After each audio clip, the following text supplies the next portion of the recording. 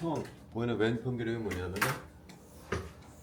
이게 이제 스피드 업 스핀이 있고 이제 다운 스핀이 있어요. 이게 랜덤하게 분포하고 있어요. 것들이 이런 식으로 랜덤하게 분포하고 있는데 내가 여기다가 이제 코일에다가 펄스를 딱 쏴줘요. 예를 들어 90도 펄스를 쏴준다. 그럼 이것들이 프린트물의 오른쪽에 나와 있는 것처럼 이것들이 이제 모이게 됩니다. 스피드들이 전체 다 모이게 돼 있어요. 그래서 이 상태 얘 마그네틱 모멘트를 전부 다 더해주게 되면 이제 지축 방향으로 되어 있다는 거예요. 그러다 90도 펄스 쏴주게 되면 이렇게 되면서 마그네티제이션 벡터가 다 더해진 것이 이제 90도로 간다는 거죠. 자, 근데 여기 NMR 실험할 때는 언제나 여기 큰 자기장을 걸어주거든요. 이런 식으로 여기도 이렇게 걸어주게 돼 있어요. 그래서 만약에 스피드 혼자 있었다 그러면은 얘가 그냥 XY 평면에서 그냥 계속 돌 거예요, 그죠? 근데 실제로는 여기 주위에 이분자만 있는 것이 아니고 다른 환경하고 서로 상호작용을 해. 상호작용을 하면서 원래 상태로 이제 돌아가요. 이걸 우리가 릴렉세이션이라고 해요. 얘가 평형 상태고 펄스를 쏴줘서 강도를 90도로 놨거든요.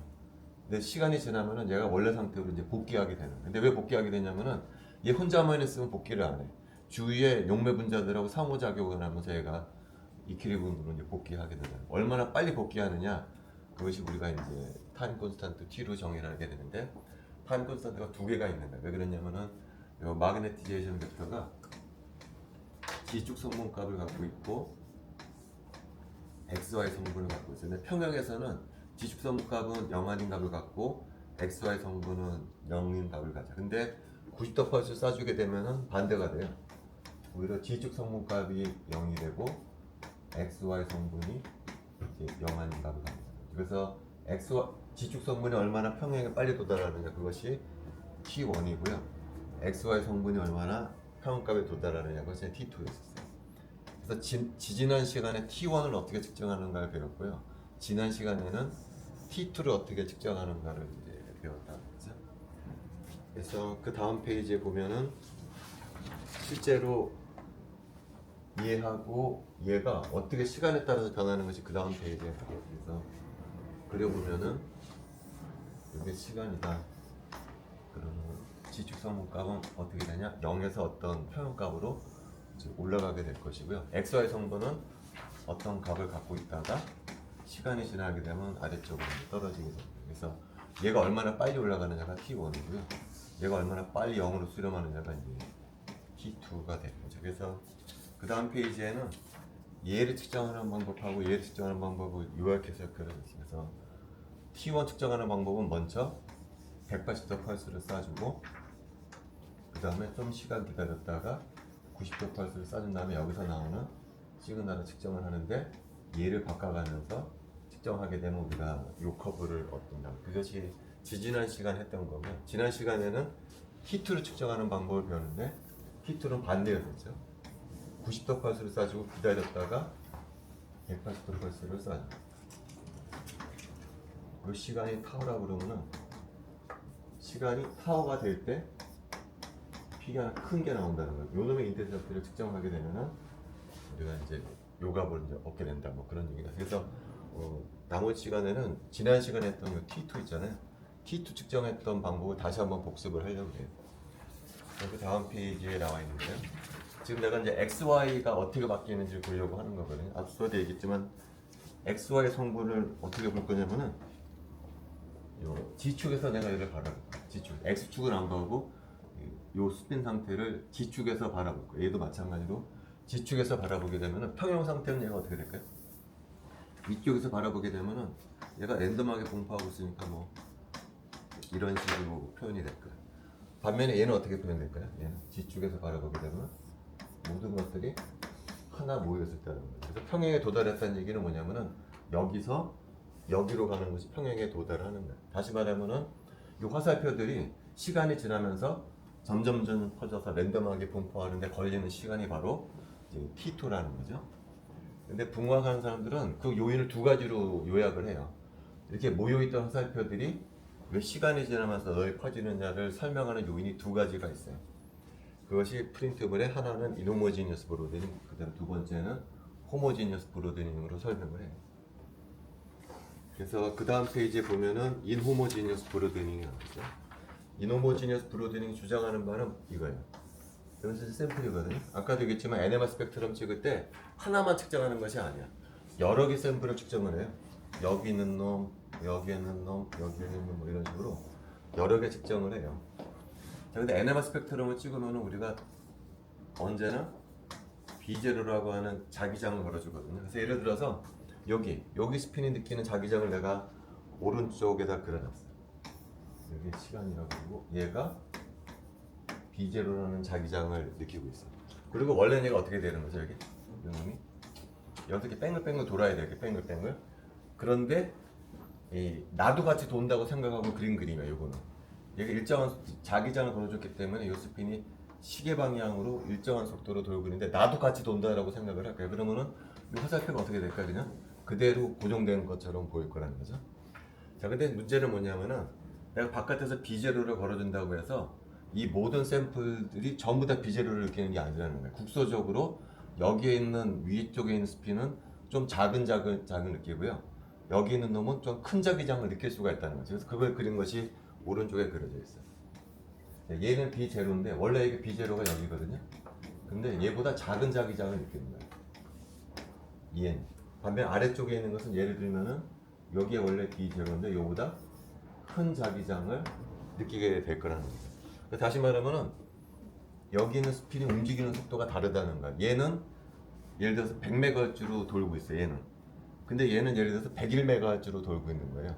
근데 내가 뭐라고 그랬냐면 나도 100MHz로 같이 돈다라고 같이 도는 것처럼 볼 거라고 그랬잖아요. 그럼 얘는 화살표가 그대로 그 자리를 유지할 거예요. 근데 101MHz로 도는 것은 이 자리에 있지 않고 시계 방향으로 돌 거라는 거예요. 그래서 얘 위치가 바뀐다는 거예요. 반면에 얘는 느리게 돌아가거든요. 얘보다. 그러면 얘는 어느 쪽으로 가냐면은 반시계 방향으로 간다는 거예요. 얘는 더 늦게 돌아. 그럼 이렇게 되는 거예요. 그래서 위치에 따라서 실제로 느끼는 자기장의 세기가 달라지면서 이 화살표들이 어떤 놈은 여기, 어떤 놈은 여기, 어떤 놈은 여기 이런 식으로 퍼지게 된다. 그래서 요것들을 다 종합하게 되면은 프린트물의 왼쪽에 나와 있는 것처럼 화살표들이 제자리에 있는 것도 있지만 반시계 방향으로 돌아가는 거, 시계 방향으로 돌아가는 거 이런 식으로 퍼지게 된다는 것이 인호모지니어스 브로드닝이에요. 인호모지니어스 브로드닝은 왜 벌어지냐면은 국소적으로 느끼는 자기장의 세기가 다르기 때문이에요. 근데 조심해야 될 것은 이게 시간이거든요. 시간에 따라서 자기장의 세기는 변하지가 않아. 인호모지니어스 브로드닝에서는 위치에 따라서 자기장이 클 때가 있고 작을 때가 있지만 그 자기장의 세기는 시간에 따라서 변하지 않는다라는 가정을 하고 있는 거예요. 자, 근데 두 번째 페이지는 호모지니어스 브로드닝이라고 부르는 건데 그건 뭐냐면은 얘나 느끼는 자기장은 다 똑같아. 평균적으로 여기 얘도 여기고 얘도 여기야. 자, 근데 인호모지니어스 브로드닝이 주장하는 바는 뭐냐면은 예를 들어서 여기 있는 스핀이 평균적으로는 B0를 느끼지만 이게 플럭추에이션 한다는 거예요. 시간에 따라서 이런 식으로 일정하게 유지되는 것이 아니라 시간에 따라서 커졌다 작아졌다 커졌다 작아졌다. 얘도 마찬가지라는 얘도 이런 식으로 커졌다 작아졌다 하는 평균은 B0예요. 평균. 얘 평균이나 얘 평균이나 얘 평균이나 똑같아.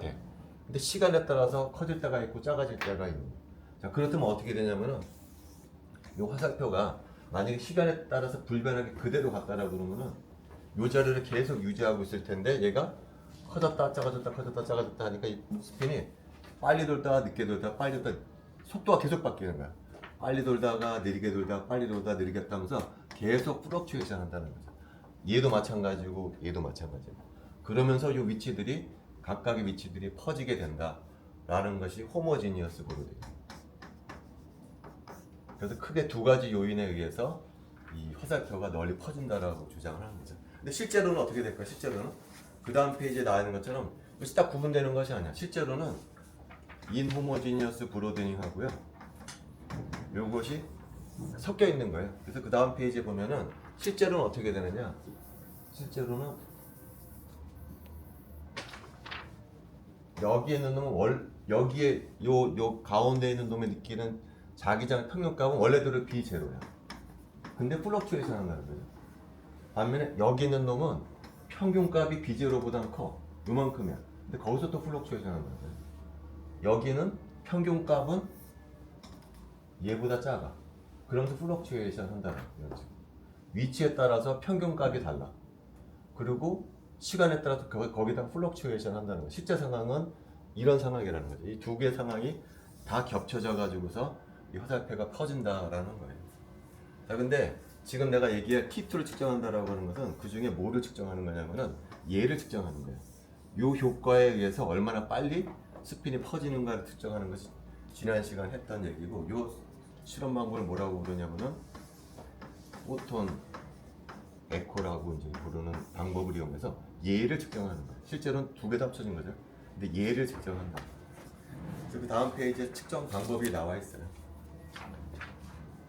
얘를 어떻게 측정하느냐? 결론부터 얘기하자면은 얘는 먼저 90도 펄스를 쏴주고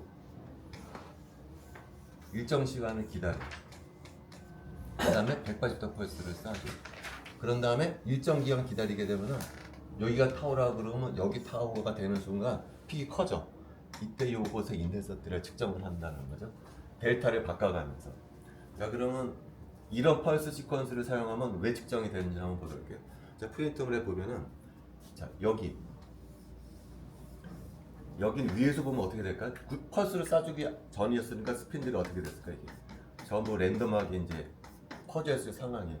그러다 90도 펄스를 딱 쏴주게 되면 요 순간이 되면 어떻게 되냐면 요 화살표가 모인다 그랬죠. 한 위치에 이제 다 있게 됐거든요. 자, 근데 만약에 스핀이 혼자 있었다. 그럼 여기서 고정이 될 거야. 근데 얘가 주위에 얘가 위치 서 있는 상황이 달리면서 요것들이 이제 퍼지게 된다는 거죠. 근데 방금 얘기했지만 이 퍼지는 메커니즘이 두 개라 그랬잖아요. 인호모지니어스가 있고 호모지니어스가 있다 그랬잖아요. 자, 첫 번째 이거 설명할 때 일단 얘는 고려하지 마. 얘는 고려하지 말고 얘만 있다라고 가정을 하고 실험을 이렇게 했을 때 시그널이 어떻게 나오는지 한번 예상을. 원래는 두 개가 다 있거든. 두 개가 다 있는데 일단 얘가 없다라고 가정을 하고 인호모지니어스 브로드닝만 있을 때 이런 실험을 하게 되면 어떤 결과가 나오는지를 보도록 할게요. 자, 먼저 90도 펄스를 싹 쏴주게 되면 이것들이 모이게 되는데 아까 얘기했지만 어떤 놈은 센 자기장을 느끼고 어떤 놈은 느린 자기장을 느낀다고 했잖아요. 그러니까 요 화살표들이 위치에 따라서 이게 기준이라 그러면 어떤 놈은 느리게 가고요. 어떤 놈은 빨리 간다는 거죠. 그죠? 시계 방향으로 도는 거라 그러면 빨리 가는 놈은 시계 방향으로 움직일 것이고 느리게 가는 놈은 반시계 방향으로 가게 돼. 더 늦게 가는 놈은 이렇게 가겠죠. 그래서 프린트물에 S1, S2가 S가 느리게 간다라는 거예요. 그 조금 느리게 가는 거, 더 많이 느리게 가는 거. F는 빨리 가는 거. 그래서 이런 식으로 화살표가 퍼지게 된다라는 거죠. 그래서 이 상황이 어떤 상황이냐면 이 상황이에요. 지금 180도 펄스를 쏴주기 전에. 그래서 구체적인 예를 들기 위해서 내가 예를 들어서 얘가 1초였다고 했다. 1초. 1초 동안 기다렸더니 이 기준점을 들어서 얘가 10도 돌아갔다고 해봅시다. 그 다음에 얘가 20도 돌아갔다고 할게요. 그 다음에 이쪽은 15도가 돌아갔다고 한번 가정을 해볼게요. 그러니까 원래는 요 화살표들은 원래 여기 있을 때는 어땠어요? 여기 있었을 때는 전부 요점에 있었어.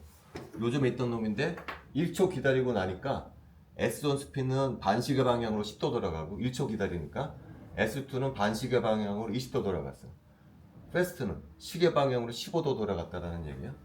자, 그때 뭐를 쏴주냐면 180도 펄스를 쏴주는 거야. 180도 펄스를 어느 축에서 쏴주면 이 축에서 쏴줘. 이게 180도 돌려주는 거예요. 그러면 이 상황이 되면은 여기 되면 요 화살표들이 어떻게 되냐면은 요게 기준이니까 요 놈은 어디로 갈 거냐면은 여기로 갈 거라는 거죠. 이게 S고 요 각도가 몇 도냐면 10도예요. 그 다음에 요 화살표는 어디로 가냐면 이쪽으로 가. 이게 S2고 요게 몇 도냐면은 20도예요. 요 놈은 어디로 갈 거냐면 이쪽으로 갈 거라는 거죠. 요게 15도라는 거죠. 그죠? 자, 요 S라고 표현되는 것은 반시계 방향으로 돈다고 그랬잖아요. 얘는 이쪽으로 이제 돌 거예요. F라고 하는 것은 시계 방향으로 돌기 때문에 이제 이쪽으로 돌 거라는 거죠. 그게 요 상황이야, 요게. 자, 그 다음에 여기 지금 1초 기다린다고 그랬잖아. 또 1초 기다리면 어떻게 될까? 1초 기다리게 되면은 지금 요 상황은 지금 요 상황이에요, 요 상황. 그래서 1초 기다리게 되면은 요 화살표가 어디로 갈까요? 요 화살표가? 질문이 그거예요. 지금 얘는 여기 있을 때 화살표의 위치고요. 1초 기다리게 되면은 요 화살표가 어디로 갈 거냐가 질문이에요. 자, 여기를 보면은 요 S1이라는 화살표는 요 기준점에서 1초 지나면 10도 간다고 그랬잖아요. 10도. 그러니까 여기도 마찬가지. 1초 기다리면 어디로 갈까요? 10도 움직여야 돼. 요쪽으로 가야 된다. 여기. S1은 여기로 가야 된다. 여기. 자, S2는 어떻게 될까요? 1초 기다리면 20도 움직인다고 그랬잖아요. 그럼 얘는 어떻게 될까요? 1초 기다리면 시계 방향으로 돌리게 되니까 20도 돌리게 되면 얘도 마찬가지로 여기로 가게 될 거라는 거죠. F도 마찬가지로 이쪽으로 돌게 되니까 이쪽으로 가게 돼요. 결과적으로 뭐냐면은 180도 펄스를 쏘고 난 직후에는 화살표들이 모여 있다가 1초 기다리면 어떻게 된다는 얘기죠? 화살표들이 모여. 그러면서 시그널이 1초 기다리게 되면 커지게 된다. 그러니까 원래 상태로 복귀하게 된다는 거예요. 그래서 실험을 하게 된다는 거예요. 그래서 이거 한번 실험을 한 여기 픽의 인텐서티를 측정하고 첫 번째 실험은 끝내. 그다음에 두 번째 실험은 얘를 2초로 늘려. 얘를 2초로 늘리면 어떻게 될까요, 이게? 요게 10도가 20도로 바뀌겠죠, 얘가. 얘는 40도로 바뀌고요. 얘는 몇 도로 바뀌게 되면은 30도로 바뀔 거예요. 얘도 마찬가지로 똑같이 바뀌겠죠. 하지만 2초 기다리면 어떻게 될까요? 얘네들이 다시 원래 자리로 복귀할 거라는 거죠. 안 변할 거라는 거니까.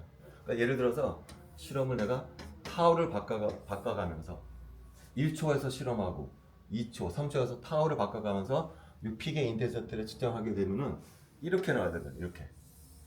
원래 자리로 복귀하니까. 그래서 이렇게 나와야 한다는 거야. 그런데 실제 실험해보면 이렇게 안 나와. 이렇게 떨어지더라는 얘기예요. 떨어진더라. 왜 떨어지느냐? 내가 이 시그널을 설명을 할 때 아까 뭘 가정했었죠? 원래는 두 가지 요인이 다 있다고 그랬잖아요. 인호모지니어스 브로드닝하고 인호모지니어스하고 호모지니어스가 다 있다라고 가정했어요. 근데 이거 설명할 때 이게 없다라고 가정하고 설명했다는 거예요. 이게 없다라고 가정하고 설명하게 되면은 아까 얘기했듯이 타워 했을 때 쭉 나와야 된다는 거예요. 이런 식으로. 근데 실제 측정해보면 이렇게 나온다는 얘기야. 이게 왜 떨어지는 거냐면 바로 얘 때문에 떨어진다는 거예요. 얘가 있기 때문에. 따라서 이 커브의 곡선은 무엇을 반영하느냐? 이 프로세스가 얼마나 빨리 진행이 되느냐를 나타내는 거예요. 그래서 이것이 바로 T2 스타를 측정하는 방법이라고 하는 거예요. 그래서 이 방법을 우리가 이제 포톤 에커라고 부르고요. 이 방법은 비단 분광학에서 NMR에서만 사용되는 것이 아니고 다른 분광법에서도 굉장히 자주 사용되는 테크닉 중에 하나예요. 그래서 NMR 수업은 마치도록 하고요. 자, 그 다음은 이제 제가 기출 문제를 뽑아왔거든요. 그래서 지금 무슨 문제인지만 일단 파악을 해서 이렇게 풀어줄 테니까.